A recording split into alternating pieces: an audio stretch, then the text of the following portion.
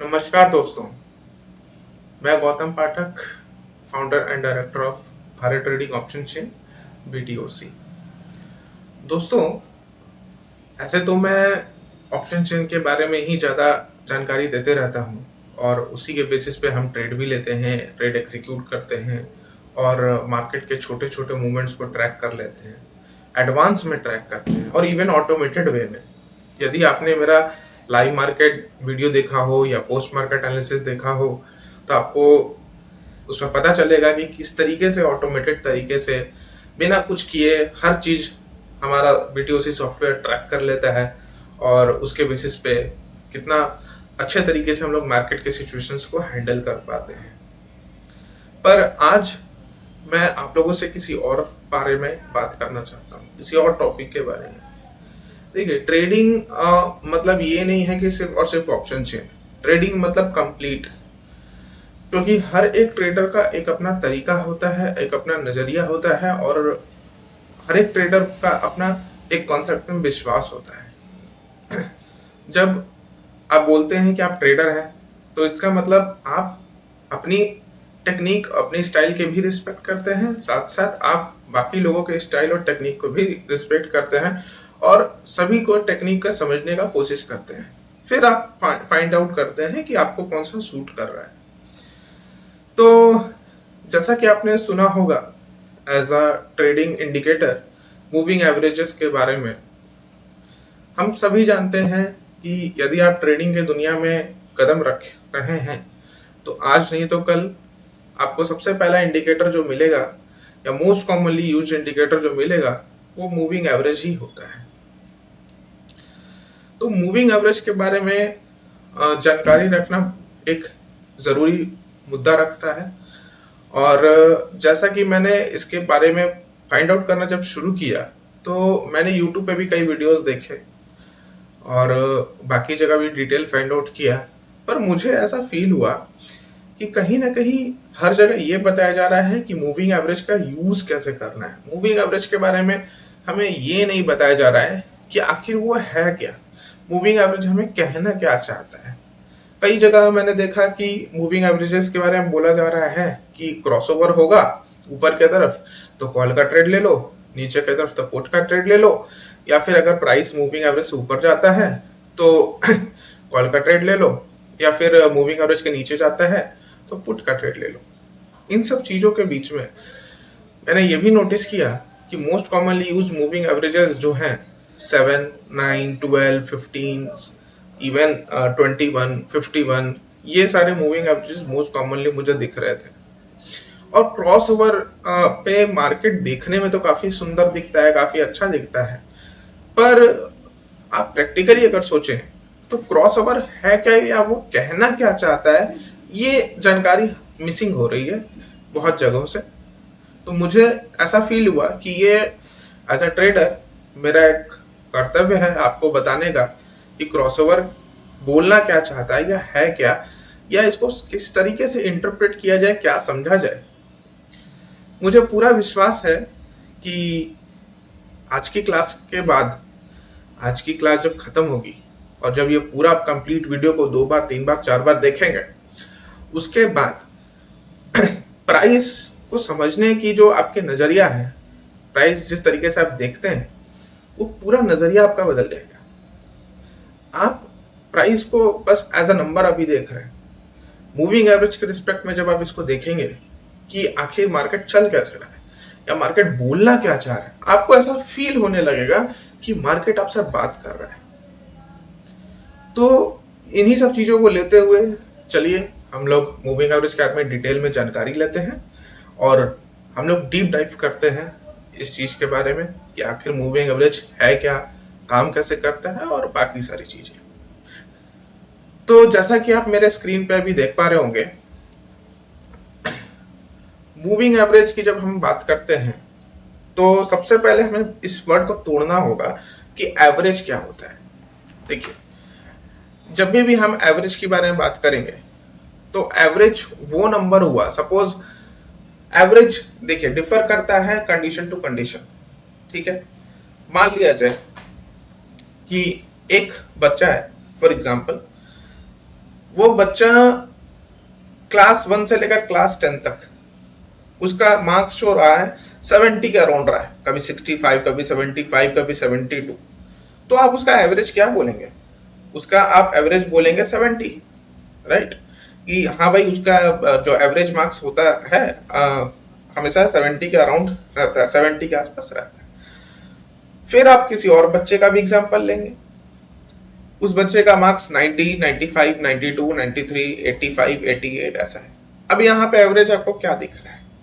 यहाँ पे एवरेज आपको 90 दिख रहा है, ठीक है? तो देखिए एवरेज का जो इंटरप्रिटेशन है, एवरेज का जो मतलब है ना, वो बदलते रहता है, ठीक है? एवरेज का मतलब आप ऐसा समझें कि एक बीच का एक लाइन है, ठीक है? अगर मेरा कोई भी प्राइस, नंबर, वैल्यू अगर वो एवरेज लाइन के नीचे है, तो मतलब मैं क्या बोलूंगा कि वो कहीं ना कहीं नेगेटिव साइड में थोड़ा बहुत कंसिडर किया जाएगा। फिर या फिर अगर मान लीजिए एवरेज लाइन के ऊपर है, तो कहीं ना कहीं पॉजिटिव साइड में कंसिडर होगा। मान लिया जाए कि कोई बच्चा है, उसका क्लास 1 से लेकर क्लास 10 तक में एवरेज जो मार्क्स रहा है 90 रहा है ओवरऑल। अब उस बच्चे का सपोज 78 आ गया ओवरऑल मार्क्स, 80 आ गया, तो इसको नेगेटिव मानेंगे या पॉजिटिव मानेंगे? डेफिनेटली नेगेटिव कंसिडर करेंगे, क्योंकि ये एवरेज से काफी कम हो गया।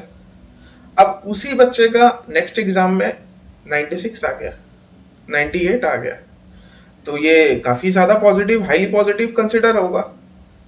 तो एवरेज का डेफिनेशन फर्स्ट ऑफ ऑल ये चेंज होते रहता है। जनरली लोग क्या सोचते हैं, एवरेज का मतलब 0 to 100 है, उसके बीच का लाइन 50। तो 50 ऐसा नहीं है। उसी तरीके से मैं आपको समझाना क्या चाह रहा हूं आपको कि हर दिन का मार्केट देखिए अलग होता है। कभी मार्केट कंसोलिडेटेड रहेगा, कभी ट्रेंडिंग रहेगा, कभी बुलिश रहेगा, कभी बेरिश रहेगा। हर दिन एवरेज का डेफिनेशन चेंज होगा, ठीक है? अगर आपने उस डेफिनेशन को समझ लिया कि भाई आज का मार्केट कैसा है, देखिए मार्केट शुरू होने जब होता है ना, जब प्राइस मूव करता है ना, आपको उसके पहले इंटरप्रेट करना है। बना बनाया चार्ट पे या बना बना मार्केट पे तो हर इंडिकेटर काफी सक्सेसफुल दिखता है, ठीक है? और हमें लगता है कि बस ये नोट छापने का मशीन है, पैसा छापने का मशीन है। पर समझदारी या बुद्धिमान ट्रेडर किसको कहेंगे या स्मार्ट ट्रेडर किसको कहेंगे? जो कि सिचुएशन होने के पहले हर प्रोबेबिलिटी देखते हुए समझ जाए कि ये होना क्या चाह रहा है या क्या पॉसिबल हो सकता है, और उस हिसाब से वो ट्रेड एग्जीक्यूट करे। तो यहाँ पे बात होती है कि पहले हमें ये समझना पड़ेगा कि मार्केट के आज का मार्केट कैसा है और उस हिसाब से एवरेज क्या है, ठीक है? अब ये एवरेज से डिराइव होकर बना है मूविंग एवरेज। देखिए एवरेज और मूविंग एवरेज में कोई अंतर नहीं है। एवरेज और मूविंग एवरेज में यही है कि एवरेज आपका है वो मूव होते जा रहा है, ठीक है? मैं आपको इस तरीके से समझाता हूं। मान लीजिए कोई एक स्टूडेंट है, उसका क्लास 1 में 50 मार्क्स आया ओवरऑल, उसके बाद क्लास 2 में 58, क्लास 3 60, क्लास 4 65, क्लास 5 62, फिर क्लास 6 70, फिर 75 80 82 83 या फिर 75 फिर 90, इस तरीके से बन रहा है। तो आपको यहाँ पे एक ग्राफ इमेजिन हुआ।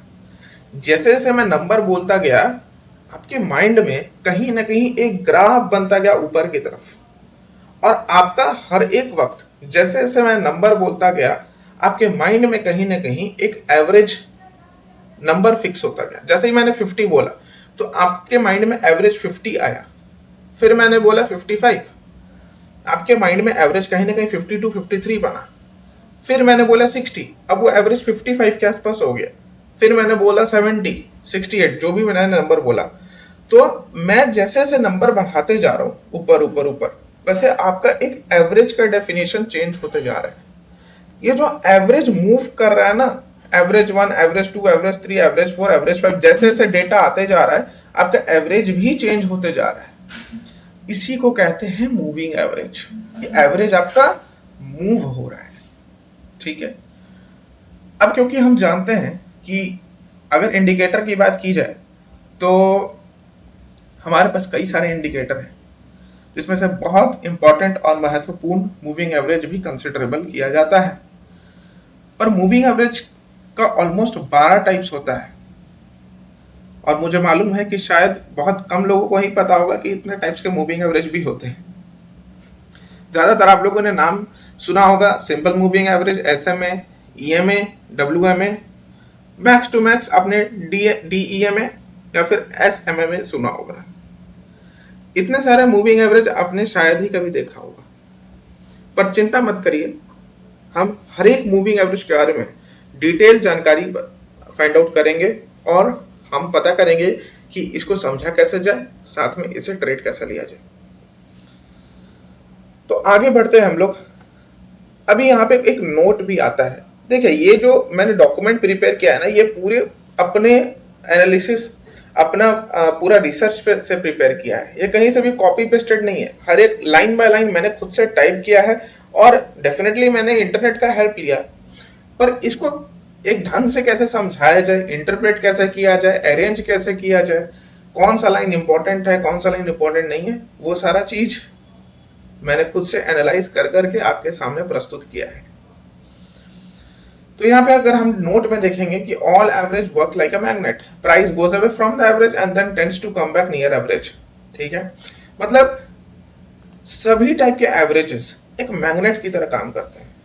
ठीक है, देखिए इस यूनिवर्स में आप बोल सकते हैं कि कोई भी चीज अगर मूव हो रही है, ठीक है, कोई भी चीज अगर एक ऊपर नीचे मूव हो रहा है, ठीक है, एक यूनिफॉर्म मूवमेंट होता है कि हाँ भाई मूव करते जा रहे तो ऊपर ही करते जा रहा है। फॉर एग्जांपल अर्थ, अब अर्थ क्या है, यूनिफॉर्म मूवमेंट हो रहा है। वो यूनिफॉर्म मूवमेंट का बात नहीं हो रहा है कि ऊपर ही जा रहा तो ऊपर ही जा रहा है, नीचे जा रहा तो नीचे ही जा रहा है, कभी ऊपर आएगा ही नहीं, कभी नीचे जाएगा ही नहीं, वन वे का बात नहीं हो रहा है। यहाँ पे वो सारे मूवमेंट्स की बात हो रही है जो कि आगे पीछे हो रहा है। तो जब भी ऐसा मूवमेंट हो जो कि यूनिफॉर्म नहीं हो या फिर ऊपर नीचे हो रहा है, चेंजेस हो रहा है, उन सारे मूवमेंट्स में एवरेज का जो मूविंग एवरेज का एक लाइन बनता है ना, क्योंकि एवरेज मूव हो रहा है, उस सारे डॉट्स को कनेक्ट करेंगे, आपका एक लाइन बन जाएगा। मैं आगे उस बारे में बताऊंगा। तो वो हर एक चेंज ना अपने एवरेज के पास आता है कभी ना कभी, और अगर एवरेज के पास आया है तो दूर भी जाएगा। ठीक है, जैसे दिन है तो रात है, रात है तो फिर दिन है, उसी टाइप से दूर जाएगा फिर पास आएगा, फिर दूर जाएगा फिर पास आएगा। इस ढंग से एवरेज हमारा काम करता है। ठीक है, तो अभी इस चीज को हम लोग और डिटेल में समझते हैं कि सिंपल मूविंग एवरेज क्या है। So the concept of simple moving average dates back to the early of the technical analysis and financial markets। मतलब सिंपल मूविंग एवरेज जो है ये काफी पुराने दिनों से शुरू हुआ, ये तब से शुरू हुआ जब फाइनेंशियल मार्केट्स में टेक्निकल एनालिसिस का शुरुआत हुआ। इसका पर्पस क्या था? इसका पर्पस ये था कि SMA was developed to smooth out the fluctuation in the price data and provides a clear picture of the underlying trend। मतलब जो अभी सपोज अगर कोई अप ट्रेंड चल रहा है या फिर कोई डाउन ट्रेंड चल रहा है, तो जो भी प्राइस अभी चल रही है उसमें काफी ज्यादा फ्लक्चुएशन आता है ऊपर नीचे। उस फ्लक्चुएशन को स्मूथ करने के लिए हमें एक टेक्निकल इंडिकेटर का जरूरत पड़ा जो कि है एवरेज, और उसको अगर मूविंग टाइप से समझेंगे तो सिंपल मूविंग एवरेज हो गया। ठीक है, तो अभी क्या है कि ये हमें समझना होगा कि ये काम कैसे करता है। So simple moving average is calculated by summing up the price. Simple, अभी सपोज आपके पास 10 पॉइंट है, 10 नंबर है, इन सबको जोड़ दें और उसको डिवाइडेड बाय 10 कर दें, ये आपका एवरेज हो गया। आपके पास सपोज आपके पास क्राइटेरिया ये है कि आपके पास एक एक करके नंबर ऐड होते जाएंगे। आपके पास 10 नंबर मैंने दे दिए, अब मैं 11th नंबर दूंगा, 12th नंबर दूंगा, 13th नंबर दूंगा, पर हर बार आपको रिसेंट में 10 नंबर ही सेलेक्ट करना है। जो भी आपका रिसेंट नंबर है वही आपको सेलेक्ट करना है, ठीक है, और उसका एवरेज निकालना है। तो उस तरीके से आपका मूविंग एवरेज बन जाता है। अब इसका फायदा क्या है? सबसे बड़ी बात है ये सिंपल है और डेटा को स्मूथ करता है, शॉर्ट टर्म फ्लक्चुएशन को कम करता है। ठीक है, और ये वाइडली एक्सेप्टेबल है as a technical analysis tool. और एक लॉन्ग टर्म ट्रेड को प्लान करने में काफी हेल्प भी करता है। इसका घाटा क्या है? ठीक है, ये सबसे बड़ी बात है, लैगिंग इंडिकेटर है। अब ये लैगिंग इंडिकेटर क्यों है, आपको बस 5 मिनट और इंतजार करना पड़ेगा, मैं इसको बारे में डिटेल समझाऊंगा कि लैगिंग इंडिकेटर क्यों है। अभी बस आप इतना समझिए कि लैगिंग इंडिकेटर है और सारे एवरेजेस को इक्वली वेट करता है। अब इक्वली वेट करने का मतलब क्या है कि मतलब सपोज जैसे exponential moving average, exponential moving average जो है ज्यादा प्रायोरिटी रीसेंट वाले ट्रेड को, रीसेंट वाले एवरेज को देगा। जैसे सपोज मेरे पास 10 नंबर हैं, ठीक है, और मुझे 10 नंबर का एक एक्सपोनेंशियल मूविंग एवरेज निकालना है, तो ज्यादा प्रायोरिटी 9th नंबर को देगा, फिर 8 नंबर को देगा, फिर उससे कम प्रायोरिटी 7th को देगा, उससे कम प्रायोरिटी 6th को देगा। मतलब यहाँ पे जो रीसेंट प्राइस है या जो फिर रीसेंट नंबर है, रीसेंट वैल्यू है, उसका प्रायोरिटी ज्यादा रहेगा और धीरे धीरे करके जितना पुराना नंबर होगा उसका प्रायोरिटी कम होगा। पर सिंपल मूविंग एवरेज में क्या होता है कि यहाँ पे सभी पॉइंट्स को बराबर प्रायोरिटी दिया जाता है। तो उससे क्या होगा, अब ये प्रायोरिटी का चेंजेस से क्या फर्क पड़ेगा? इस प्रायोरिटी के चेंजेस से फर्क ये पड़ता है कि आपका एक लॉन्ग टर्म ट्रेड या फिर एक overall trade, overall short term fluctuation को ये कम कर देगा। ठीक है, ये शॉर्ट टर्म फ्लक्चुएशन को कम करेगा, जिससे आपको काफी सहायता मिलेगा एक ओवरऑल ट्रेंड को समझने में। पर इसका घाटा क्या है? इसका घाटा आपको ये होगा कि ये आपको क्विक ट्रेड्स लेने में आपको काफी ज्यादा सहायता नहीं कर पाएगा। ठीक है, वल्नरेबल टू आउटलायर्स, मतलब ये आउटलायर्स को हैंडल नहीं कर पाएगा। अब आउटलायर्स क्या होता है? मान लिया जाए कि आपके पास नंबर है 1 2 3 और 11 6 9 10। अब सपोज मान लिया जाए कि कुछ नंबर्स आपके पास है, अब अचानक से यहाँ पे आ जाए 81 या फिर अचानक से आ जाए -90। तो इन सारे चीजों में, इन सारे नंबर्स में आपको 81 कुछ ऑड नहीं लग रहा है, -90 ऑड नहीं लग रहा है, लग रहा है ना? इसको आउटलायर बोलते हैं। ठीक है, ये आपका पॉजिटिव आउटलायर हो गया, ये नेगेटिव आउटलायर हो जाता है। अब चलिए मैं आपको निफ्टी के टर्म्स में समझाता हूँ आउटलायर। सपोज निफ्टी का प्राइस फॉर एग्जांपल चल रहा है 21,232, ओके, 232। अभी आप सोचिए प्राइस 232 चल रहा है, इसका प्राइस अगल बगल में कहाँ होगा? 132 होगा मैक्सिमम, 22 नहीं इतना जल्दी तो ठीक है, 230 हो जाएगा नेक्स्ट प्राइस। उसके बाद क्या होगा? 220 हो जाएगा, ठीक है, 2 फिर से 240 हो जाएगा। पर मान लिया जाए कि अचानक से 100 पॉइंट का कैंडल बना, आई एक्सेप्ट कि रेयर है पर कुछ भी यहाँ पे इम्पॉसिबल नहीं है। 100 पॉइंट का कैंडल बन गया 22340। अब ये जो सिंपल मूविंग एवरेज है ना, इसको जल्दी कैप्चर नहीं कर पाएगा। मतलब आपका ट्रेड हाथ से निकल गया और अभी तक सिंपल मूविंग एवरेज उस चीज को कैप्चर ही नहीं कर पाया। या फिर मान लिया जाए अचानक से 100 पॉइंट का कैंडल ऊपर जाने के बजाय ये 100 पॉइंट आपका और नीचे चला गया। यहां पे भी सिंपल मूविंग एवरेज इस चीज को ट्रैक नहीं कर पाएगा। ठीक है, तो सिंपल मूविंग एवरेज इसलिए लैग करता है क्योंकि उसका काम करने का तरीका ही अलग है। दोष सिंपल मूविंग एवरेज में नहीं है, प्रॉब्लम इस बात में है कि उसका कैलकुलेशन ही इस टाइप का बनाया गया है, या हमने उसको इस नाम जो दिया है उस कैलकुलेशन का, वो सिंपल मूविंग एवरेज है और वो लैग करना करेगा ही करेगा। ठीक है, क्योंकि वो उसका काम करने का तरीका अलग है। आपको अगर ये समझ में आ जाए कि वो काम कैसे कर रहा है, वो बोलना क्या चाह रहा है, वो बताना क्या चाह रहा है, तो आपको प्राइस आपसे बात करने लगेगा। ठीक है, अब यहाँ पे सबसे बड़ी बात होती है कि ठीक है भाई, अगर ये लैग कर रहा है, सारे वैल्यूज को इक्वली वेट दे रहा है, मतलब रिसेंट का मुझे चेंजेस पे कम बता रहा है, ये पूरे चीजों को कंसिडर करके एक ओवरऑल रेट बोल रहा है, फिर ये आउटलायर से भी वल्नरेबल है, तो आखिर इन सब चीजों से देखा जाए तो ये क्या बोलना चाह रहा है? तो फिर इसको कहाँ यूज करना है? इसको यूज करना है ट्रेंड आइडेंटिफिकेशन में और सपोर्ट रेजिस्टेंस। मतलब देखिए कोई भी मूविंग एवरेज आप उठा लें, अगर वो आपके प्राइस के साथ अलाइन है, मतलब अगर आपके प्राइस के साथ आपको दिख रहा है कि हाँ भाई वो आपको सही सही ट्रेड लेने में हेल्प कर रहा है, या फिर आपका मूविंग एवरेज सही तरीके से काम कर रहा है, तो फिर आपका वहां पे क्या होगा, मोस्ट ऑफ द टाइम जैसा मैंने बताया कि कोई भी जब चीज ऊपर नीचे चेंज हो रहा है, यूनिफॉर्मली चेंज नहीं हो रहा है, मतलब वो फ्लक्चुएट हो रहा है, ऐसा कहीं भी चेंज हो रहा है, तो कोई भी चीज अपने बार बार एवरेज के पास आएगा और एवरेज से दूर भी जाएगा। तो कहीं ना कहीं अगर मान लीजिए कि कोई प्राइस ऊपर गया, ऊपर जाके एवरेज के पास आया, अब उसका ट्राई रहेगा कि एवरेज को छू के वापस से वो ऊपर जाए। यहाँ पे अब दो केस हो सकता है, या तो वो ऊपर चला जाएगा, नहीं तो वो नीचे चला जाएगा। पर अगर नीचे आया तो फिर उसका क्या होगा कि वापस से वो एवरेज के पास आए और फिर नीचे जाए। तो कहीं ना कहीं same average line as a support और नीचे से ऊपर आके एज अ रेजिस्टेंस भी काम कर रहा है, ठीक है। तो एज अ सपोर्ट और एज अ रेजिस्टेंस भी हमारा मूविंग एवरेज काम करता है। और ये चॉपिंग मार्केट में ना काफी ज्यादा फॉल्स सिग्नल देगा।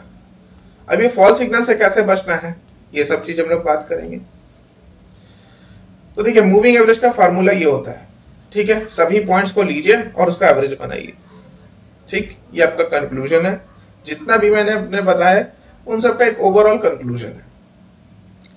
अब चलिए जैसा आप मूविंग एवरेज को देखेंगे ना, तो ये अब मैं आपको थोड़ा कोड लेवल से समझाता हूँ। जैसा कि आप जानते हैं कि मैं बाय प्रोफेशन एक सॉफ्टवेयर डेवलपर हूँ, तो कोडिंग से मेरा पुराना रिश्ता रहा है। तो मैं चाहता था कि उस चीज का हेल्प आपको क्यों ना दिया जाए। मैं यहाँ पे कोडिंग नहीं पढ़ाऊंगा, टेंशन नहीं लीजिए, ठीक है, फिक्र मत कीजिए। मैं आपको कोडिंग बैठ के नहीं सिखा रहा हूँ, समझा रहा हूँ वो मेरे लिए है। मेरा काम है उस चीज को आपके सामने ढंग से प्रेजेंट करना काफी इजी वे में, ठीक है।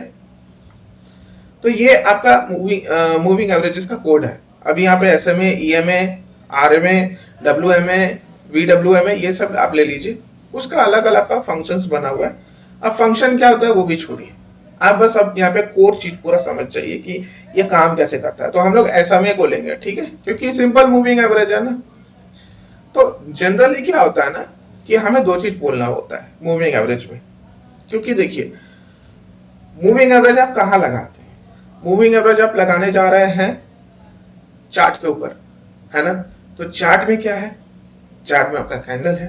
कैंडल में क्या है, कैंडल में चार चीजें। प्राइस ओपन हुआ, ऊपर गया, ओपन, हाई, नीचे आया, लो, और फिर ऊपर आके क्लोज हो गया, ये फिर नीचे क्लोज हो, मतलब चार चीज, ओपन, हाई, लो, क्लोज। शुरुआत को ऊपर गया, नीचे गया, फिर क्लोज हो गया। तो मूविंग एवरेज को मैं बताना पड़ेगा कि अच्छा भाई आप कितना कैंडल्स को आप कंसिडर करिए और उसमें सोर्स क्या रखिए, ठीक है, उसमें सोर्स आपको क्या रखना है, ये चीज हमें बताना पड़ेगा मूविंग एवरेज को। तो जनरली क्या होता है ना कि लोग क्लोजिंग को एज अ सोर्स मानते हैं और जनरली वो लेंथ में क्या ले लेते हैं, 9। अब 9 रखें, 15 रखें, 21 रखें, ये सिंपल मूविंग एवरेज के केस में या फिर एक्सपोनेंशियल मूविंग एवरेज के केस में, किसी भी मूविंग एवरेज के केस में आपका चार्ट अगर 5 मिनट का है तो वो क्या बोलना चाह रहा है, या 1 मिनट का है तो क्या बोलना चाह रहा है, ये सारी चीज को समझिए बात को ढंग से। चलिए इसे हम देख लेते हैं। अब ये SMA का फार्मूला है, ठीक है। ये क्या बोलना चाह रहा है, सपोज आपके पास 10 पॉइंट है ना, उस 10 पॉइंट को जोड़ दीजिए और डिवाइडेड बाई 10 कर दीजिए। ये पूरे कोड का यही मतलब, ये कोड है मूविंग एवरेज का, ये यही बोलना चाहता है, ठीक है। अभी मैंने आपके लिए एक एग्जांपल भी रखा है विथ डायग्राम। ये देखिए मैंने क्या किया कि लेंथ 1 ले लिया और सोर्स को मैंने किया क्लोज, मतलब जो भी candle bye candle moving average हमारा बनते जाएगा, है ना, क्योंकि जैसे जैसे कैंडल बन रहा है वैसे वैसे चेंज होगा तो नया नया एवरेज एवरेज एवरेज एवरेज बनेगा और उसको हमें कनेक्ट कर देंगे तो मूविंग एवरेज दिखेगा। तो मैंने हर एक कैंडल पे एवरेज क्या क्या निकल रहा है वो बताओ। तो मैंने क्या किया, यहाँ पे लेंथ को 1 ले लिया, मतलब जो करंट कैंडल है उसका क्या एवरेज बनेगा, और सोर्स में क्या रख दिया, क्लोज। तो यहां पे जब आप देखेंगे ना, मतलब एवरेज क्या बोला जा रहा है कि जो भी कैंडल है भाई उसका क्लोजिंग वैल्यू डिवाइडेड बाई 1, क्योंकि लेंथ 1 है हमारा, ये देखिए। और जो भी क्लोजिंग हम लोग सोर्स पे ले रहे, तो क्या होगा एवरेज। आपके पास सपोज एक ही नंबर दिया जाए 5 और बोला जाए इसका एवरेज निकालो, तो आप क्या बोलेंगे 5/1 5। उसी तरीके से मैंने बोल दिया क्लोज और लेंथ बोल दिया 1, तो क्लोज बाई 1। और मैंने जब इस चीज को यहां रखा, आप यहां पे भी देख सकते हैं साइड में SMA 1 है और फिर क्लोज है, तो मुझे क्या दिख रहा है कि ये कैंडल पे जब मैं आता हूं ना, तो इसका क्लोजिंग प्राइस क्या दिख रहा है 22,171.15 और SMA भी वही बता रहा है, एज इट इज सिंपल। तो इससे मुझे समझ में क्या आया कि यदि मैंने उसको 9 रखा तो फिर क्या होगा, कैंडल सारे कैंडल का क्लोजिंग 1 2 3 4 5 टिल 9 और डिवाइडेड बाय 9। चलिए इस चीज को हम लोग टेस्ट कर लेते हैं। ये देखिए मैंने ये कैंडल लिया, ठीक है, इसका क्लोजिंग क्या है 22,171.15। इस चीज को आप चाहे तो आप अपने चार्ट पे भी जाके टेस्ट कर सकते हैं। और यहाँ पे SMA क्या दिखा रहा है 22,151.86। अब चलिए इस चीज को हम कैलकुलेट करेंगे। अब आप एक बात समझ लीजिए, मैंने बोला क्या, कितना लेंथ है मेरा, यहाँ देखिए 9, ठीक है ना, 9, और सोर्स क्या है क्लोज। तो अब मैंने जब सारे पिछले सारे यहां से लेकर पूरे पिछले 9 कैंडल तक का सबका क्लोजिंग जब मैंने निकाला और जब उसका SMA निकालना चाहा, तो मुझे ये वैल्यूज आई, ठीक है। एक तो करंट वाला कैंडल जो मार्क किया हुआ है वो, और फिर उसके पहले का सारा कैंडल्स, ठीक है, ये वैल्यूज थे मेरे पास। मैंने सबको जोड़ दिया और डिवाइडेड बाय 9 कर दिया। ये आप भी बैक टेस्ट कर सकते हैं। मुझे यहाँ पे वैल्यू क्या मिल रहा है 22,151.85, ये ऑलमोस्ट 86 के बराबर है ना, ठीक है, 22,151.86। और मैं चार्ट में जब जाता हूं तो मुझे यहाँ पे क्या वैल्यू आता है 22,151.86। तो आपको यहाँ पे समझ में आ रहा होगा कि अगर ये 5 मिनट का सपोज चार्ट है, ठीक है ना, यहाँ पे देखिए ये 5 मिनट्स का चार्ट है ना।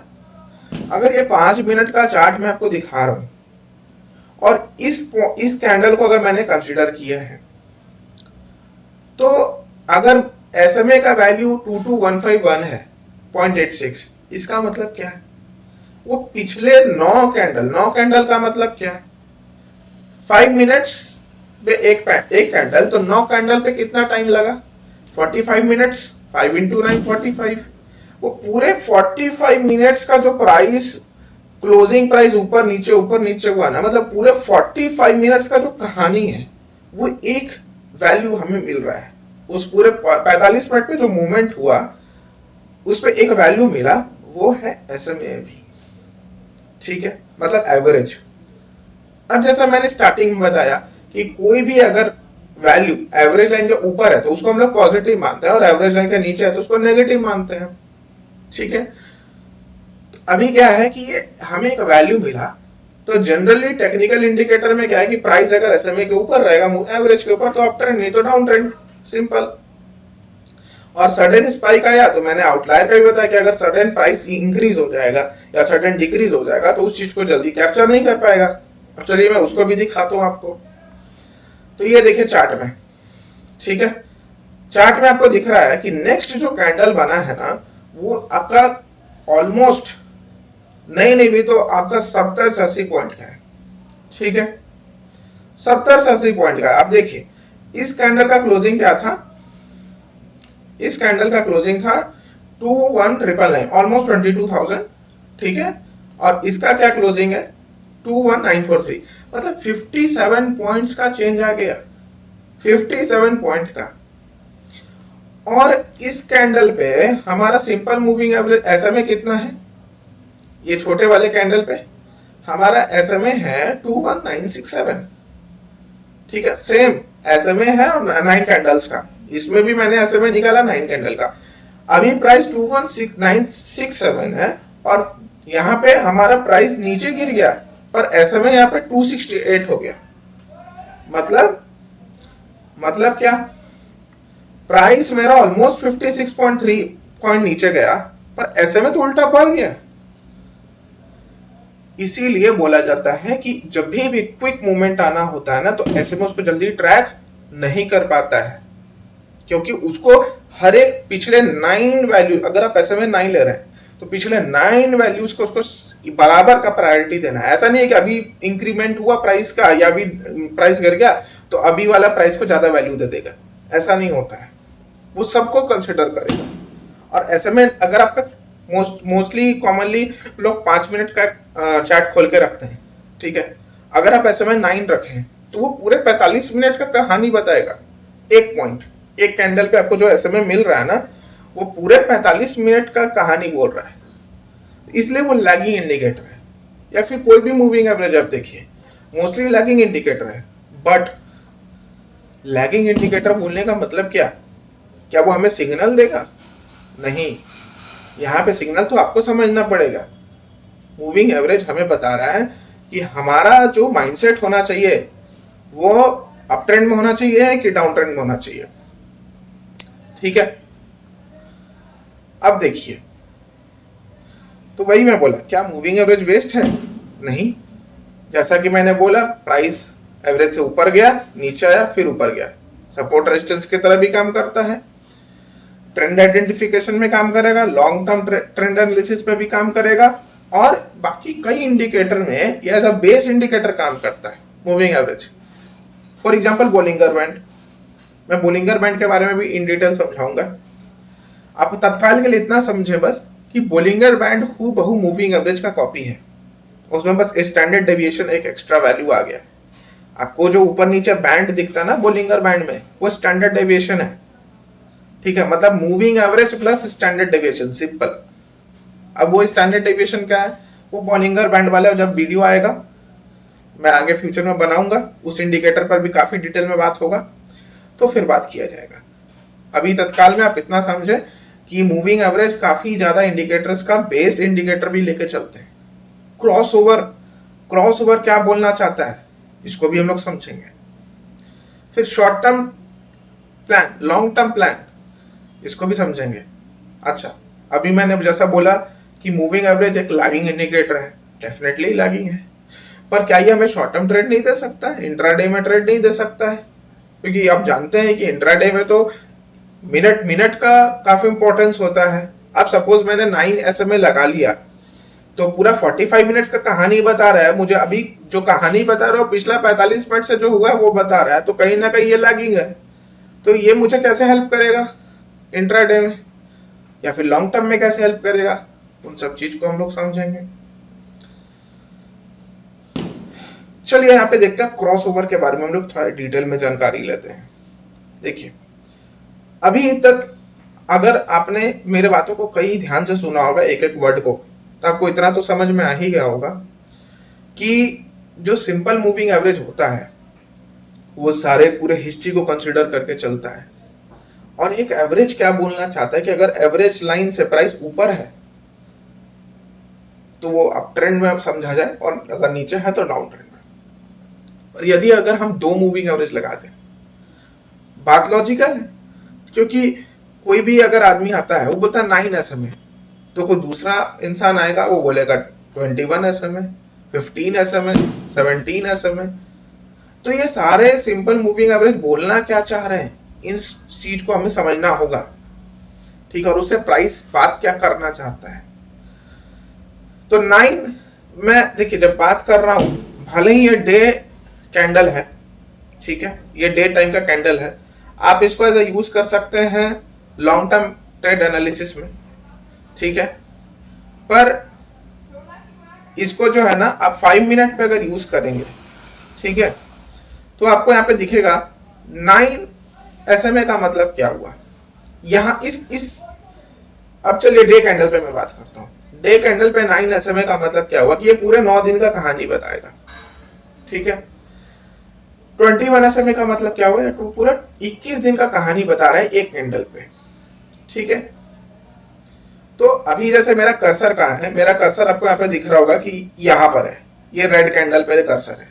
अब ये रेड कैंडल पे जो कर्सर दिख रहा है ना मुझे, ये 47, ये ब्लू लाइन जो है ना वो मेरा 9 है, ठीक है, 9 SMA है। और जो येलो लाइन ऑरेंज लाइन है ना वो मेरा 21 SMA है।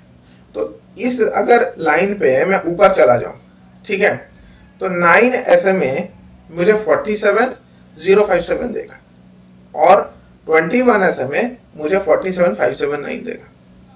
तो हर एक पॉइंट पे मुझे दोनों SMA का वैल्यू मिलेगा, दोनों मूविंग एवरेज का वैल्यू मिलेगा, पर कौन सा कंसिडर किया जाए, बात समझिए। एक मूविंग एवरेज आपको बोल रहा है 21 दिन का कहानी, एक मूविंग एवरेज आपको बोल रहा है 9 दिन का कहानी। प्राइस अगर 21 दिन के भी नीचे है और 9 दिन के भी नीचे है तो आप इसको क्या समझेंगे? इसको आप समझेंगे डाउन ट्रेंड ना, ठीक है, डाउन ट्रेंड समझेंगे, अप ट्रेंड तो नहीं समझ सकते। और यहाँ पे हुआ क्या, अब यहाँ पे एक चीज और बात ध्यान में रखिए, जैसा मैंने बताया कि moving average as a indicator और एज ए रेजिस्टेंस भी काम करता है। अगर प्राइस नीचे आ चुका है तो मूविंग एवरेज क्या होगा, ऊपर आएगा फिर नीचे जाएगा, फिर ऊपर आएगा फिर नीचे जाएगा। तो यहाँ पे as a resistance moving average ने काम किया और हमें काफी एक अच्छा डाउनफॉल देखने को मिला बैंक निफ्टी के चार्ट में। पर क्या प्राइस अगर एक बार ऊपर आया, सपोज डाउन ट्रेंड में है, ऊपर आया, एक बार रेजिस्टेंस लिया, नीचे आया, फिर दूसरे बार रेजिस्टेंस लिया, क्या ये हर बार रेजिस्टेंस लेकर नीचे ही जाता जाएगा? क्या जिंदगी में कभी ऊपर नहीं जाएगा? तो ऐसा नहीं होता है। ये अब डिपेंड करता है मार्केट के रेंज पे। अगर आपको किसी तरीके से पता चल जाए, ठीक है, आप ऐसा विजुअलाइज करिए मेरे बातों को। मान लीजिए कि आप सिंपल मूविंग एवरेज पे ट्रेड लेते हैं, किसी तरीके से आपको पता चल जाए कि आज का मार्केट का रेंज छोटा है या बड़ा है। अगर बड़ा रेंज है और अगर एक बार प्राइस अगर मूविंग एवरेज के नीचे आ गया तो वापस से जब ये मूविंग एवरेज के ऊपर आएगा, सपोज मूविंग एवरेज मेरा ऐसे गिर रहा है, मेरा रेंज काफी बड़ा है, मूविंग एवरेज मेरा इस तरीके से नीचे गिर रहा है, अब जब प्राइस नीचे आया तो मुझे पता चलेगा कि अच्छा वापस से जब ये ऊपर जाएगा मूविंग एवरेज पे तो ऐसा ये रेजिस्टेंस काम करेगा और वापस से प्राइस गिरेगा। या फिर उल्टा अगर हम लोग सोचे तो हमें मार्केट का रेंज पता है कि इतना है और मेरा प्राइस मूविंग एवरेज पे ऊपर आ गया और मेरा मूविंग एवरेज इस तरीके से मूव कर रहा है। अगर प्राइस वापस जब मूविंग एवरेज पे जाएगा तो यहां से जंप करके वापस ऊपर जाएगा। तो इस तरीके से मूविंग एवरेज काम करेगा, ठीक है। तो हमारा यहाँ पे 9 SMA वैल्यू से पकड़ के रेजिस्टेंस लेके गिर गया, फिर यहाँ पे 21 SMA से रेजिस्टेंस लेके गिरा। अब यहाँ पे क्वेश्चन उठता है कि अगर 9 से अब रेजिस्टेंस लेके नीचे आया, 21 से रेजिस्टेंस लेके नीचे आया, तो मैं 51 भी यूज कर लूंगा, 100 भी यूज कर लूंगा, 12 भी यूज करूंगा, 17 भी यूज करूंगा, मुझे तो बहुत सारा ट्रेड मिलने लगेगा।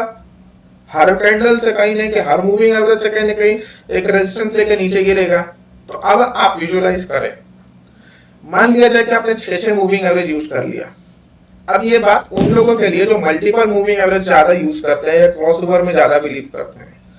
आपने कई सारा मूविंग एवरेज यूज कर लिया तो आपका मूविंग एवरेज, जैसे 9 SMA की बात करें, 9 SMA एक बार पास हुआ, नीचे गिर गया मार्केट एज अ रेजिस्टेंस, फिर ऊपर गया, फिर ऊपर चला गया। अब आप अपना इतना बड़ा स्टॉप लॉस तो नहीं रखेंगे ना 400-500 पॉइंट का, आपका मार्केट ऊपर चला गया तो ये 9 SMA का गेम तो ओवर हो गया। फिर यहाँ से आप देख सकते हैं कि अप ट्रेंड चला गया मार्केट, 9 SMA फेल हो गया, एक बार पास हुआ फिर एक बार फेल हो गया, फिर 21 SMA पास हुआ, फिर 21 SMA फेल हुआ। मान लेते हैं कि 51 SMA लेंगे, 100 SMA लेंगे, वो भी कभी ना कभी एक बार पास होगा फिर फेल होगा। अगर आप मल्टीपल मूविंग एवरेज ले रहे हैं तो फिर क्या हुआ, इसका मतलब क्या, मल्टीपल बार चांस तो मिलेगा पर उससे ज्यादा आपको फॉल्स सिग्नल मिलेगा जिसके कारण आपका लॉस बढ़ जाएगा, ठीक है।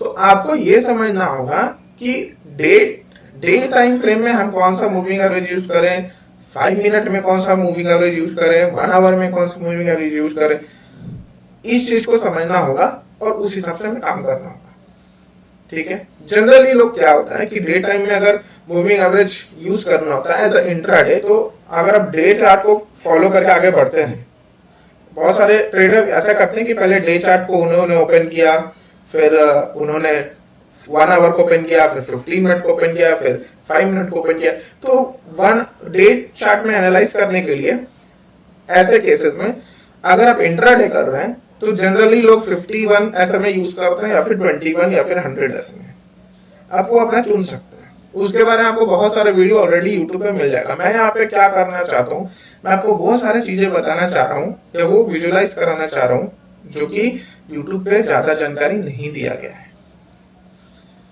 ठीक है, अभी चलिए यहाँ पे हम लोग 3 SMA यूज कर लेते हैं, एक हमने और बढ़ा दिया।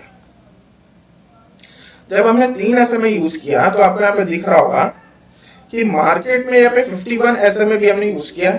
ये 9 और 51 पे यहाँ पे एक क्रॉसओवर जैसा मुझे दिख रहा है।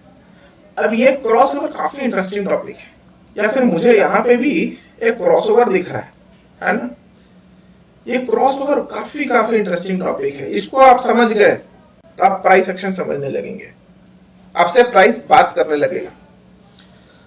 देखिए, जैसा कि मैंने समझाया, ये डे चार्ट है, राइट, ये डे चार्ट है बैंक निफ्टी, और हम लोग SMA यूज कर रहे हैं 9, 21, 51। 9 वाला SMA ब्लू है, 21 वाला ऑरेंज है, 51 वाला ब्लैक है। सपोज मान लीजिए कोई दूर से मूविंग एवरेज चलते आ रहा है, ठीक है, दूर से कोई मूविंग एवरेज चलते आ रहा है, एक और मूविंग एवरेज आ रहा है, एक और मूविंग एवरेज आ रहा है। जब ये 3-4 मूविंग एवरेज जितना भी आप यूज करें, वो सारा जब एक पॉइंट पे आके मैच कर रहा है, इसका मतलब क्या? इसका मतलब कि आप मल्टीपल एंगल से प्राइसेस को देख रहे हैं और वो सारा पॉइंट्स का एवरेज एक सिंगल पॉइंट पे आके कोलाइड कर रहा है, एक सिंगल पॉइंट पे आके मैच हो गया। मतलब कई सारे पॉइंट्स का एवरेज जो है ना, एक प्राइस, एक वैल्यू एक पॉइंट पे आके रुका है। अगर उस एवरेज लाइन से मार्केट ऊपर जाता है तो वो काफी अच्छा वहां पे मोमेंटम देखने को मिलता है, क्योंकि वहां पे एज अ सपोर्ट काम करने लगता है मूविंग एवरेज, है ना। और वो सिर्फ एक लाइन का एवरेज नहीं होता है, वो मल्टीपल लाइंस का एवरेज होता है। इसीलिए क्रॉसओवर्स ज्यादा बेटर तरीके से काम करते हैं। अब कुछ लोग बोलते हैं कि भाई हमें तो जब ट्रेड लेना है तो क्रॉसओवर पर ही लेना है। नहीं, ऐसा नहीं करना है। बात समझिए, अगर आपका प्राइस, सपोज आपने यहाँ पे हमने 3 मूविंग एवरेजेस काम में लिया, ये ग्रीन कैंडल आपको दिख रहा है, मेरा आपको प्राइस देखना है, कैंडल वैंडल या क्रॉसओवर का इंतजार नहीं करना है। मुझे दिख रही, ये तो दिख रहा है ना कि मेरा तीनों लाइन ऑलमोस्ट नियर है, राइट। जब मैं एकदम फार्मूला पे एकदम बैठ ही जाऊं तो वैसे तो मार्केट काम करता नहीं है। आपको समझना पड़ेगा कि प्राइस बोलना क्या चाह रहा है, तभी आप ट्रेड लेंगे बेटर। अगर मुझे दिख रहा है कि मेरा 3 मूविंग एवरेज एक साथ आ रहा है और वो नियर बाई है, अगल बगल आ चुका है, और मेरा जो प्राइस है उससे ऊपर चला गया है, इसका मतलब क्या है? तीनों एवरेजेस ऊपर गया है, तो प्राइस जल्दी नीचे आएगा क्या? आप खुद मुझे बोलिए। मुझे मालूम है आपको आंसर मिल रहा है नो, ठीक है, प्राइस नीचे नहीं आएगा। तो मैं क्रॉसओवर का फिर वेट क्यों करूंगा? आपको यहाँ पे दिख रहा है, क्योंकि क्रॉसओवर में तो ऑलरेडी मार्केट, यहाँ पे हमें मौका मिल जाएगा, पर जनरली क्या होता है, मार्केट बहुत ऊपर भाग जाएगा। तो यहाँ पे जैसे ही ऊपर मुझे मूवमेंट दिखा, तो मैं यहाँ क्यों नहीं प्लान करूं? जैसे ही वो तीनों एवरेज लाइन के ऊपर गया प्राइस, ये ग्रीन कैंडल पे, तो मैं यहाँ ट्रेड क्यों ना प्लान करूं? मैं क्यों वेट करूं कि भाई क्रॉसओवर होगा, फिर ऊपर जाएगा, फिर नीचे आएगा?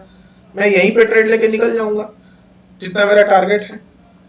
अब यहाँ पे भी देखते हैं, यहाँ पे जैसे देखिए ये रेड लाइन बना, अब ये रेड लाइन बना, इतना नीचे बन गया, है ना।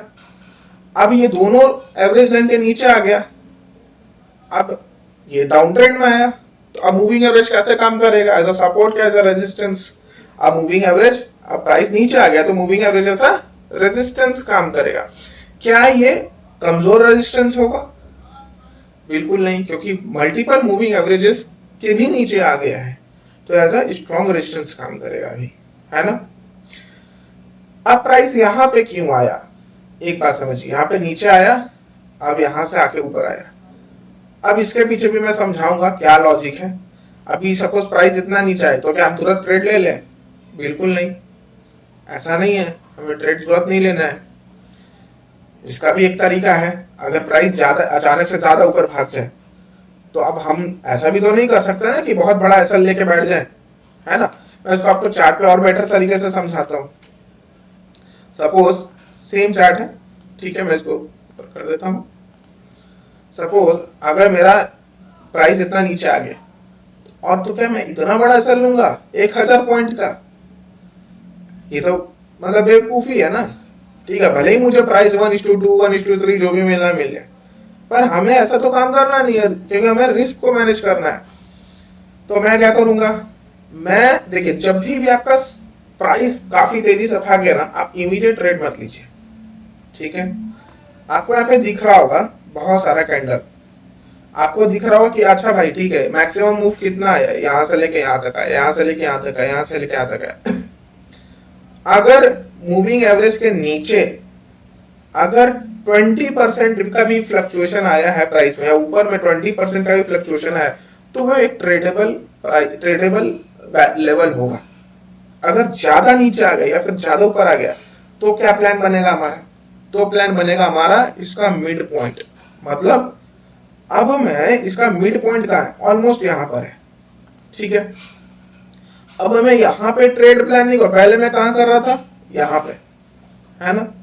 मैं अभी अपना ट्रेड यहाँ प्लान अब नहीं करूंगा, मैं अपना ट्रेड कहाँ प्लान करूंगा, मैं अपना ट्रेड ऑलमोस्ट यहाँ पे मिड पॉइंट पे प्लान करूंगा। अब इससे फायदा क्या होगा, आप देख सकते हैं कि आपका एसएल छोटा हो गया है, इससे फायदा यह हुआ। ठीक है, एसएल देखिए ऑलमोस्ट आपका हाफ हो गया, ऑलमोस्ट। देखिए डे कैंडल है, आपको यहाँ पे एसएल बड़ा बड़ा दिखेगा, पर आप इंट्राडे में भी करेंगे 5 मिनट पे, तो आपको एसएल यहाँ पे छोटा हो जाएगा। ठीक है, और आप आराम से आपको यहाँ पे 1:2 का आपको रिस्क रिवॉर्ड रेशियो आपको बना के आप प्रॉफिट ले सकते हैं। ठीक है, जब मैं बोल रहा हूँ प्रॉफिट ले सकते हैं, इसका मतलब ये नहीं कि आपको हमेशा प्रॉफिट ही मिलेगा। स्टॉप लॉस के लिए भी रेडी रहिए, मैं बोलता हूँ मोस्ट ऑफ द टाइम। ठीक है, तो अब यहाँ पे जब ये तीनों वैल्यूज, जब मैं इस कैंडल को देखता हूँ, तो ये मुझे काफी एक अच्छा पॉइंट दिख रहा है। क्यों? क्योंकि यहाँ पे मार्केट ऑलरेडी 21 SMA के नीचे है, 9 SMA के भी नीचे है, और जैसे ही प्राइस 51 SMA के नीचे गया, ये एक अच्छा लेवल होगा पुट बाई करने का। और आप देख सकते हैं कितना अच्छे तरीके से ड्रॉप हुआ है वैल्यू। ठीक है, इवन यहाँ पर भी आप देखिए 51 SMA और 21 SMA के जैसे ही मार्केट नीचे जाएगा, वो काफी स्ट्रॉन्ग मूविंग एवरेज हुआ। तो प्राइस जब नीचे जाता है, जहां पे भी उसको टच करके नीचे जब जाए, या फिर उस चीज को क्रॉस करके ऊपर जाए, है ना, जैसे सिर्फ क्रॉस ओवर में नहीं, यहाँ पे बात समझना जरूरी है। जब मैं बोलता हूँ क्रॉस करके ऊपर, जैसे मतलब ये नहीं कि क्रॉस ओवर, फॉर एग्जांपल यहाँ पे अभी मार्केट यहाँ था 1 2 3, देखिए क्रॉस ओवर के पहले ही वो ऊपर चला गया, इन तीनों को क्रॉस करके चला गया, क्रॉस अलग है क्रॉस ओवर अलग है, इन तीनों को क्रॉस करके ऊपर चला गया, तो ये एक पॉजिटिव ट्रेंड हुआ। ठीक है, अभी यहाँ पे क्या हुआ, ये लकीली क्रॉस ओवर भी है और नीचे यहाँ पे आया भी मार्केट छूकर, तो ये रेजिस्टेंस काम किया, और यहाँ पे आपको काफी अच्छा ट्रेंड मिलेगा। ठीक है, इस तरीके से यहाँ पे मार्केट में काम चलता है। ठीक है,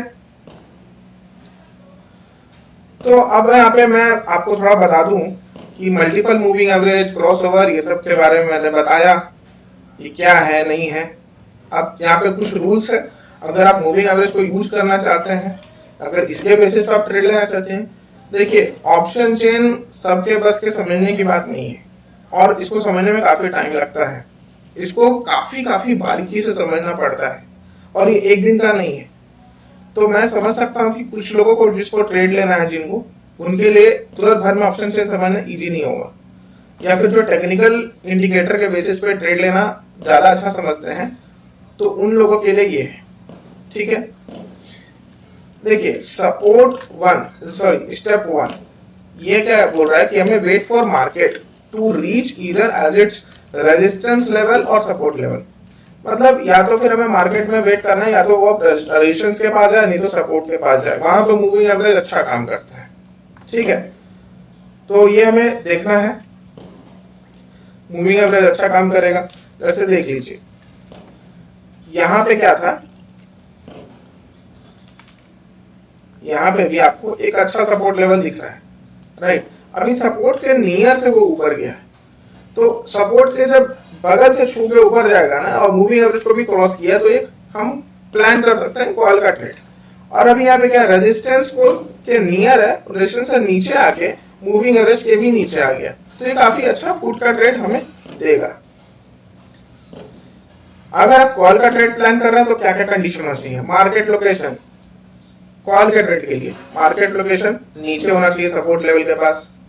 price goes above SMA by 20% off strike price. अब ये क्या है? अब ये देखिए, अगर आप निफ्टी 50 कर रहे हैं फॉर एग्जांपल, तो उसमें हर एक स्ट्राइक प्राइस होता है, ठीक है। आप ट्रेड लेते हैं निफ्टी 50 का, आपको मालूम होगा उसमें 50-50 का डिफरेंसेस होता है। अब 50 का 10% कितना हुआ, 20% कितना हुआ, 10 होता है। अगर मान लीजिए आपका मूविंग एवरेज क्रॉस किया है, कोई भी कैंडल ग्रीन में कैंडल होना चाहिए, ये भी एक जरूरी बात है।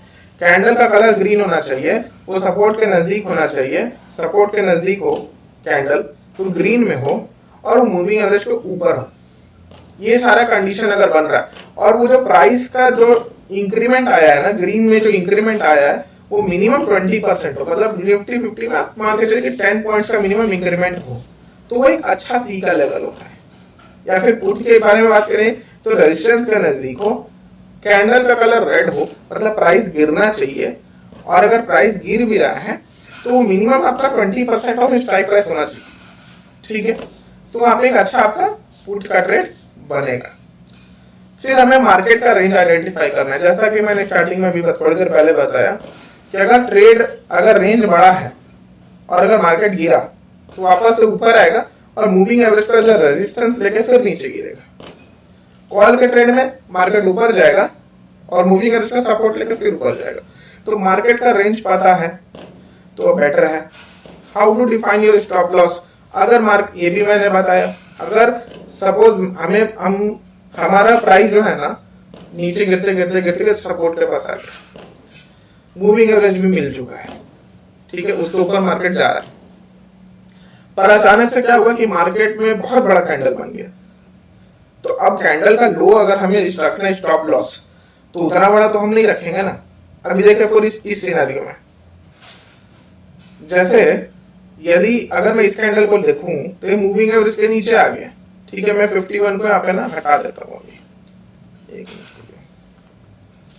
ठीक है। ये ईएमए दिखा रहा पर वो एसएमए है, ठीक है, ठीक है। कोड लेवल पे मैंने उसको ईएमए वो लिखा हुआ है पर वो एक्चुअली में है एसएमए, ये आप देख सकते हैं, है ना, एसएमए मेथड। तो यहाँ पे आप देखेंगे कि प्राइस अचानक से इतना नीचे आया, तो अब इतना बड़ा मैं 1000 पॉइंट का ऐसा तो रखूंगा नहीं, ठीक है। एज ए इन्वेस्टर भी अगर मैं डेली टाइम फ्रेम में सोच रहा हूँ तो हमें क्या करना है कि उसको वापस से उसका मिड पॉइंट पे आने का वेट करना है और एसएलआर का कैंडल कर लो, ठीक है। ये इंट्राडे में बोल रहा हूँ, ऐसे डे कैंडल में आपको तो 600 700 500 पॉइंट दिख रहा है, पर इंट्राडे में आपका इतना बड़ा एसएल नहीं रहेगा, ठीक है। और अगर छोटा कैंडल बना है, ठीक है, मतलब आपको समझ सकते हो कि निफ्टी 50 में सपोज 10 पॉइंट 12 पॉइंट 13 पॉइंट, तो आप उतना छोटा एसएल लेके आप काम कर सकते हैं।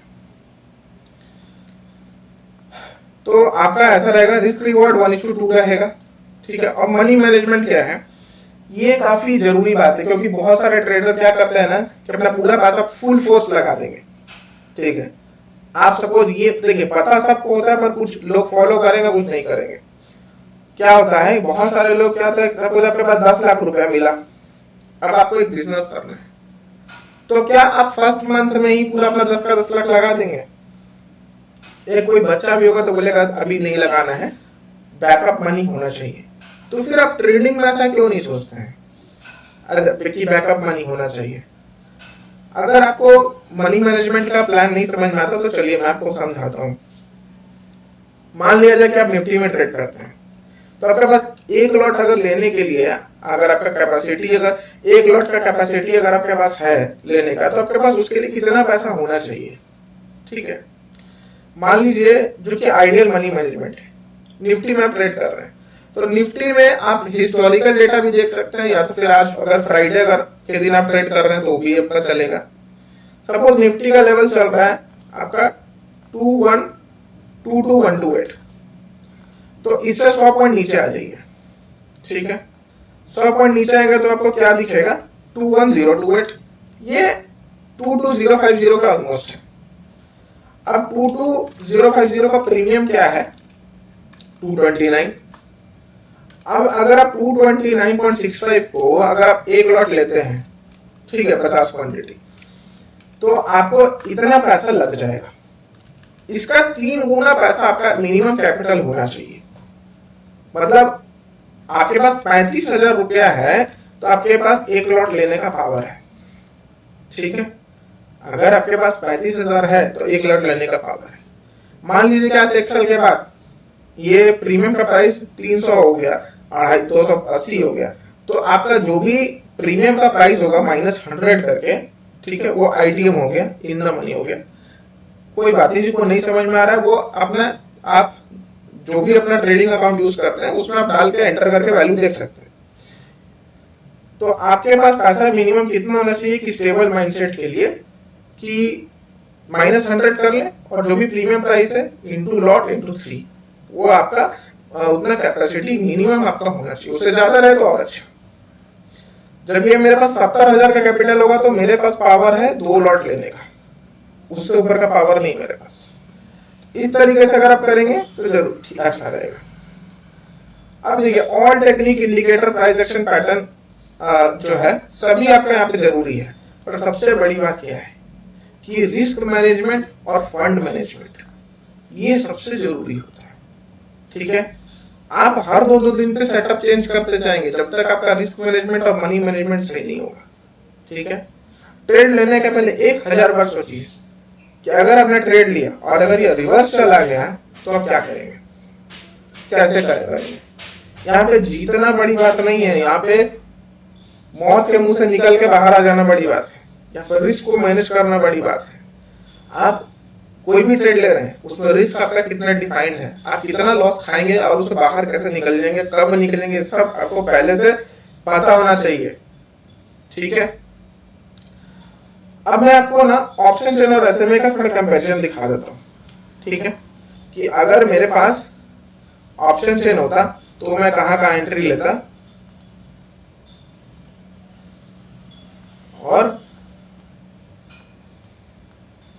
ठीक है, राइट।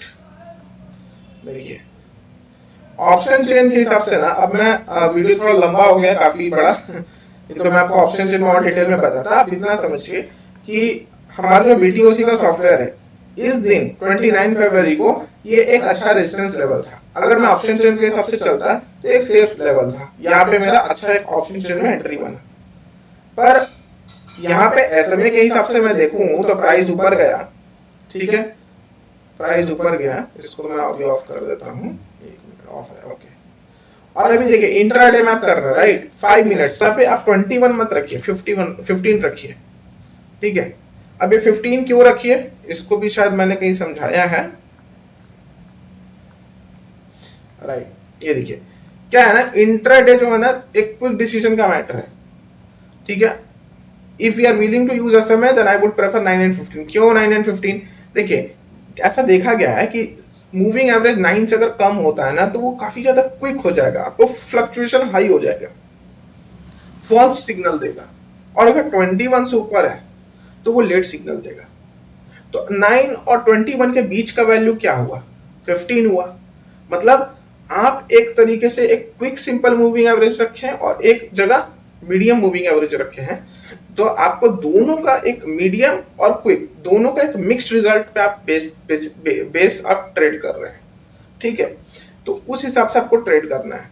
तो यहाँ पे 9 and 15 फॉर 5 मिनट कैंडल, यहाँ पे मुझे दिख रहा है कि अच्छा भाई प्राइस ऊपर अच्छा खासा गया है। मैंने यहाँ पे मिड लेवल पे वेट किया, मिड लेवल पे आया, मैंने ट्रेड ले लिया, मेरे एक बार में स्टॉप लॉस कट गया।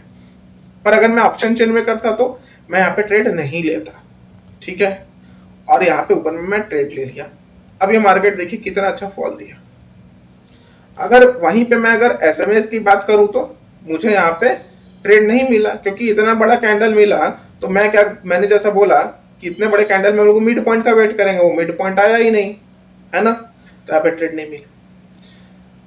फिर यहाँ पे क्या हुआ, मुझे ऑप्शन चेन में यहाँ से बुलिश दिखा और एसएमए भी मुझे यहाँ मिला।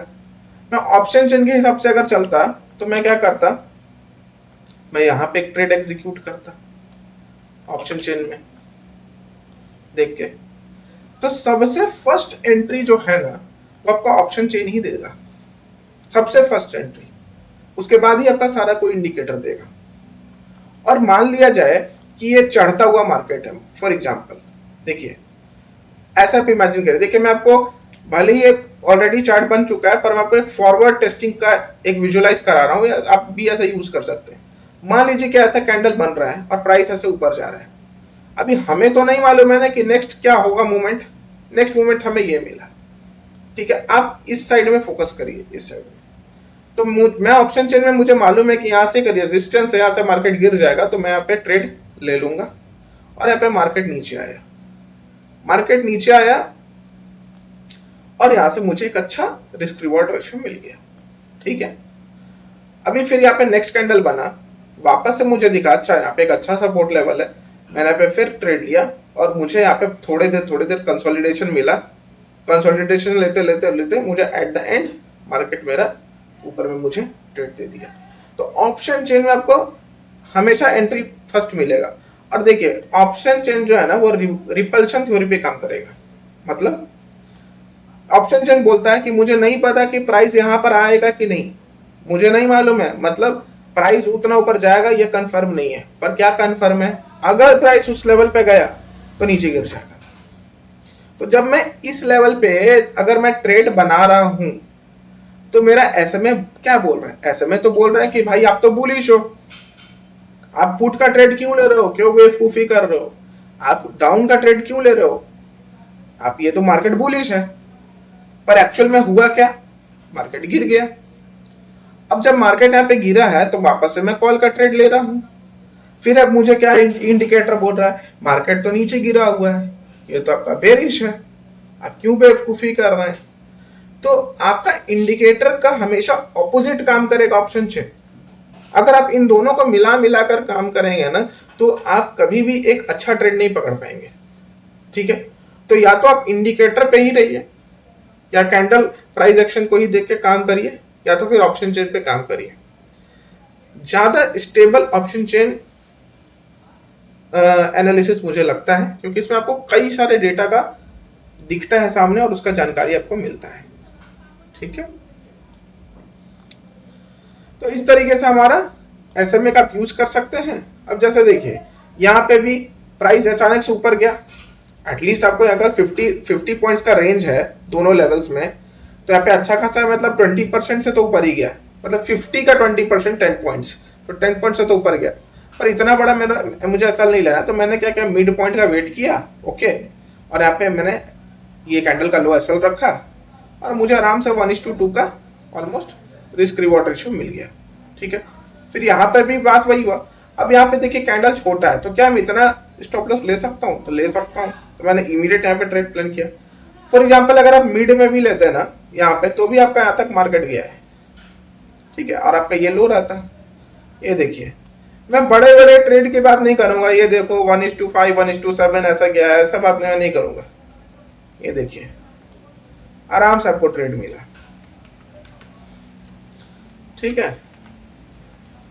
नेक्स्ट यहाँ पे भी आपको ये भी देखिए एक बड़ा कैंडल बना, तो ये बड़ा ये लॉस जो है ये कितना बड़ा है मेरे लिए, मेरे फंड की कैपेसिटी की तरफ से बड़ा है या छोटा है, ये हमें डिसाइड करना है। और मनी मैनेजमेंट कैसे करना वो भी मैंने बता दिया। तो इन सब चीजों का फॉलो करके ट्रेड करेंगे ना तो काफी इजीली और काफी अच्छे तरीके से आप ट्रेड कर पाएंगे। और लोग घड़ियाल क्रोकोडाइल को एक गलत तरीके से मानते हैं कि घड़ियाल का आंसू रो रहा है, पर इस मार्केट में आपको घड़ियाल बनना है। घड़ियाल क्या करता है, क्रोकोडाइल क्या करता है, जब तक उससे उसके मौके पे शिकार नहीं आएगा, जब तक उसके लेवल पे शिकार नहीं आएगा, वो चुपचाप पेशेंस के साथ बैठा रहेगा। पर जब आएगा शिकार वो छोड़ेगा नहीं। आपको घड़ियाल बनना है इस मार्केट में, ठीक है। जिस दिन आप घड़ियाल क्रोकोडाइल बन गए उस दिन आप सक्सेसफुल ट्रेडर बन जाएंगे, ठीक है, आप अच्छा अच्छा ट्रेड लेना चालू कर देंगे। नहीं तो सबसे बेस्ट तो मैं बोलता हूँ ऑप्शन चेन। ठीक है, अगर आपको ऑप्शन चेन नहीं समझ में आ रहा है, आपको ऑटोमेटेड ऑप्शन चेन चाहिए, तो आप बीटीओसी लीजिए। बीटीओसी को आप देखिए, वो ऑटोमेटेड ऑप्शन चेन आपको मिलेगा यहाँ पर।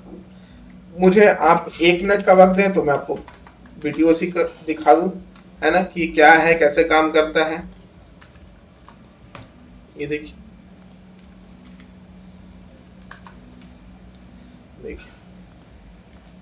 मान लिया जाए कि निफ्टी है, निफ्टी में अभी आज डेट है 4 मार्च। मैं चलिए मार्च का ले लेता हूँ। आज तो मार्केट काफ़ी कंसोलिडेटेड रहा है। मैं 1 मार्च का डेटा उठाता हूँ। ठीक है, तो मुझे फर्स्ट ग्लिम्स जो है ना, यहाँ पे जो दिख रहा है, क्या दिख रहा है, बुलिश और इन द रेंज। मुझे बीटीओसी क्या करना है, एक ऑटोमेटेड ऑप्शन चेन है, ये आपको पल पल का मूवमेंट देगा, पल पल का मूवमेंट आपको यहाँ पे देगा। ठीक है, ये देखिए, अभी मैं इसको 100 पॉइंट आगे बढ़ाता हूँ, 100 पॉइंट आगे बढ़ा दिए। अभी 9:17 टाइम हो रहा है, 100 रिकॉर्ड्स आगे जाऊंगा तो 10:27। ठीक है, अब ये इतने सारे 10:27 तक में क्या क्या चेंज हुआ, क्या हुआ, नहीं हुआ, और उस समय क्या ट्रेंड था, नहीं था, वो सब कुछ क्रिस्टल क्लियर दिखेगा। और बीटीओसी पूरे हिस्टोरिकल डेटा को एनालाइज करके आपको एग्जैक्ट अभी क्या करना है वो बताता है। और यहाँ पे आपको लेवल्स भी बताएगा, ट्रेंड भी बताएगा, और कैसे चेंजेस हो वो सब कुछ बताएगा। और नीचे आप जाके डेटा भी देख सकते हैं। तो अगर आपको ऑप्शन चेन समझने में परेशानी है तो आप बीटीओसी चैनल को फॉलो करिए। और अगर आपको हमारा एफर्ट अच्छा लग रहा है, अगर आपको हमारे एनालिसिस या समझाने का तरीका पसंद आ रहा है, आपको हमारी बात समझ में आ रही है, तो वीडियो को लाइक करिए, शेयर करिए दोस्तों के साथ, ताकि ज़्यादा से ज़्यादा लोगों को बेनिफिट हो सके। कमेंट करिए, अपना फीडबैक दीजिए और हमें जानकारी बताइए कि आपको और क्या चाहिए, किस टॉपिक पे आपको एनालिसिस चाहिए, या क्या नेक्स्ट टॉपिक होना चाहिए। वो मुझे हेल्प करेगा आपके डाउट्स क्लियर करने में। या फिर ऑप्शन चेन के बारे में आपको और क्या समझना है, या फिर इसमें और क्या क्या इंडिकेटर्स आपको चाहिए ऑप्शन चेन में। तो इन सारे चीज़ों को समझने के लिए आप कमेंट करिए और चैनल को भी शेयर करिए, ज़्यादा से ज़्यादा सब्सक्राइब करिए, फैलाइए चैनल को, ताकि हमें भी थोड़ा मोटिवेशन मिल सके और हम लोग और भी आपके साथ आगे बढ़ सकें। हमारे साथ बने रहने के लिए बहुत बहुत धन्यवाद। आपका दिन शुभ हो।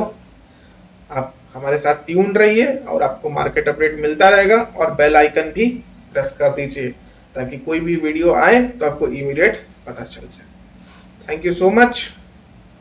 इसी तरीके से हम लोग मिलते रहेंगे।